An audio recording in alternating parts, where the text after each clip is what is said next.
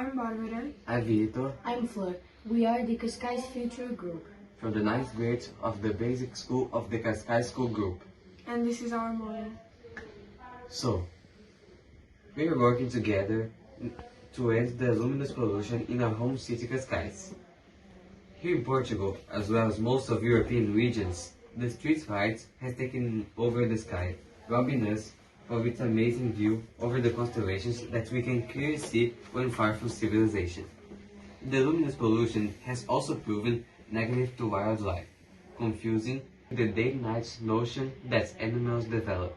It also affects the young turtles soon after their eggs hatch, due to the fact that they are guided by the moonlight to find the sea, and that light is joined with the other one coming from the city, ruining the turtles' natural guides to their destiny, the ocean.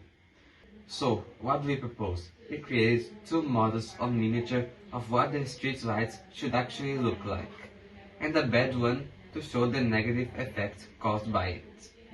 Our models are projected to illuminate only the streets and the people walking on it, containing an impenetrable top that stops the lights from going up, focusing on what really matters. We also programmed it to be turned on only when the outside light is inferior to a certain level, and we combined it to another command which is connected to a motion sensor that detects when there's movement on the street. The two commands combined make an ideal model of what the street's illumination should be. Of course, the lights are also turned on and off in series, projecting where the pedestrian or conductor will be, to cause the minimum energy consumption possible. The programmation can be found. So, now we'll show it to you guys.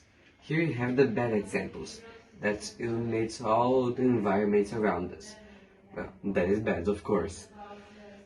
So, they can only be turned on by the consortium that we use here, the A button to simulate it, and the B button to turn it off. And for the good examples, they have a top part that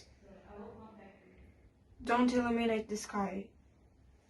And well, if you turn off the lights, now it's turned on. If you turn off the lights, it will turn on, but only with the action, with the motion sensor, by using this small example.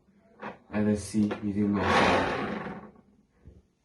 So, as you see, the lights are turned on in series, first one then the other, and when they turn off, also in series, projecting where the body will be.